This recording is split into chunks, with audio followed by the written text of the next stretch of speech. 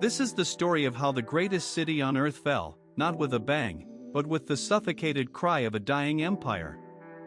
Imagine a city so vast, so rich, and so intellectually brilliant that it was known simply as the center of the world. This was Baghdad in the year 1258. For 5 centuries, it had been the seat of the Abbasid Caliphate, the spiritual and political heart of Islam. But its ruler, Caliph Al-Musta'sim, was about to discover that piety and tradition were useless against a force that respected neither, the Mongol horde. Now, how do you execute a divinely appointed sovereign, the commander of the faithful, without causing a single drop of his sacred blood to touch the earth? The Mongols had a terrifyingly innovative, and utterly unique, answer. The context leading up to this catastrophe is vital. The Abbasid Caliphate, while splendid in appearance, was hollow at its core. It had outsourced its military power to Turkish slave soldiers centuries ago, leaving the Caliphate largely a symbolic institution. Al-Musta'sim was vain, obsessed with court etiquette, and dangerously complacent. He believed that the name of Baghdad alone, carrying the weight of 500 years of history, was enough to repel any foe. Meanwhile, the Mongols were not merely raiding, they were conquering an entire world system. The grandson of Genghis Khan, Hulagu Khan, led the Western campaign, a cold, ruthless military genius tasked by his brother, the great Khan monk, with eradicating the independent powers of the Middle East. Hulagu had already dismantled the fearsome assassins in their mountain strongholds. Baghdad was next. In 1257, Hulagu sent a devastatingly polite message to Al-Musta'sim: "Submit now, dismantle your walls, fill your moat, and swear fealty to the great Khan. If you do not, we will march, and we will do unto your land what God knows." Al-Musta'sim, surrounded by sycophantic courtiers and driven by ridiculous hubris, responded with an insult.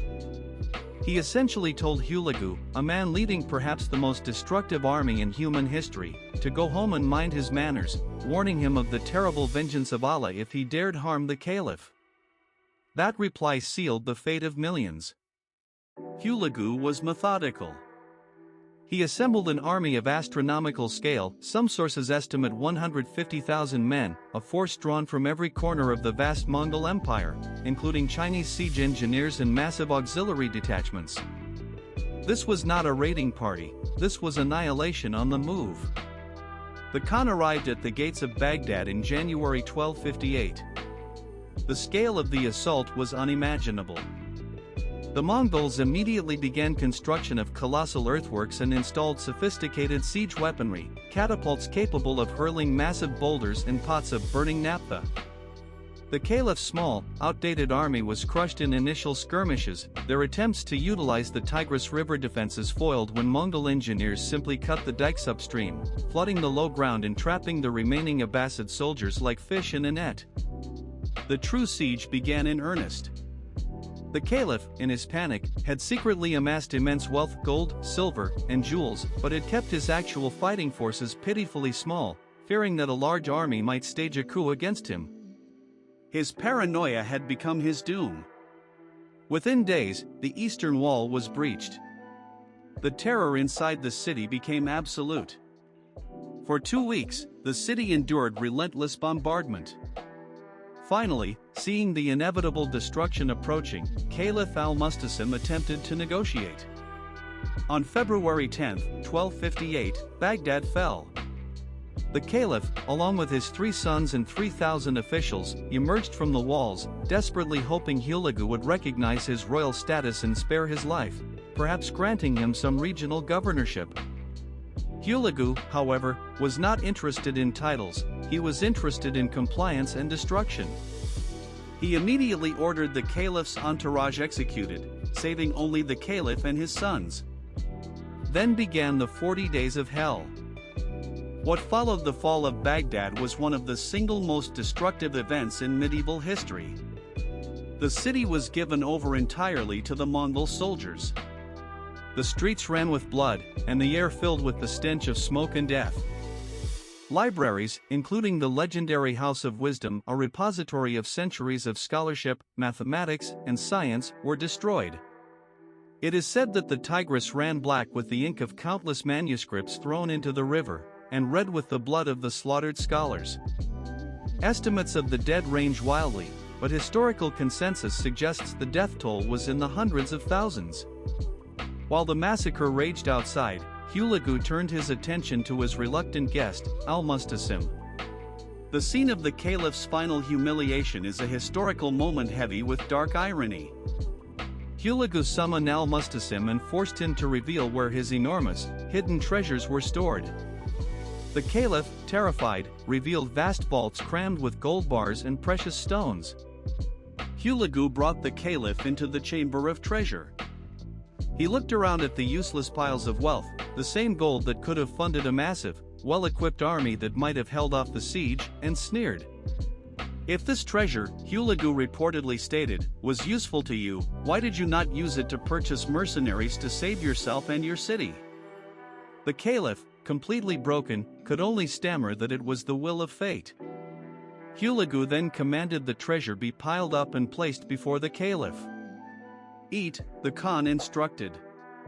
"But man cannot eat gold," the caliph cried. "Then why did you hoard it, instead of distributing it among your soldiers, or using it to defend your realm?" Hulagu retorted, his logic cold and precise. This bizarre, terrifying meal of gold was a prologue to the end. Hulagu had determined the caliph had to die. But here is the critical historical detail: the caliph was a king, a royal of divine lineage, and the Mongols had a deep, almost superstitious fear of spilling royal blood directly onto the earth. They believed that if royal blood were shed, the earth itself would cry out, and terrible supernatural vengeance would fall upon them. They had killed khans and other kings before, but always with meticulous care to avoid contaminating the soil. And so, the Mongols devised the perfect, gruesome solution for the last Abbasid caliph. They brought out the finest, thickest carpets from the caliph's own palace, the same silk and wool upon which he had walked in splendor, and they wrapped him tightly within them. Swaddled completely, immobilized, unable to scream, he was nothing more than a muffled shape beneath layers of expensive fabric. Then, Hulagu gave the final command. A herd of Mongol horses, the very beasts that had carried the Khan's conquering army across Asia, were brought forward. The horses were driven over the rolled carpet, again and again. The trampling was quick, silent, and horrifically efficient. There were no screams that the earth could hear, no blood that could defile the ground, only the rhythmic thudding of hooves crushing bone and flesh beneath the heavy pile of silk.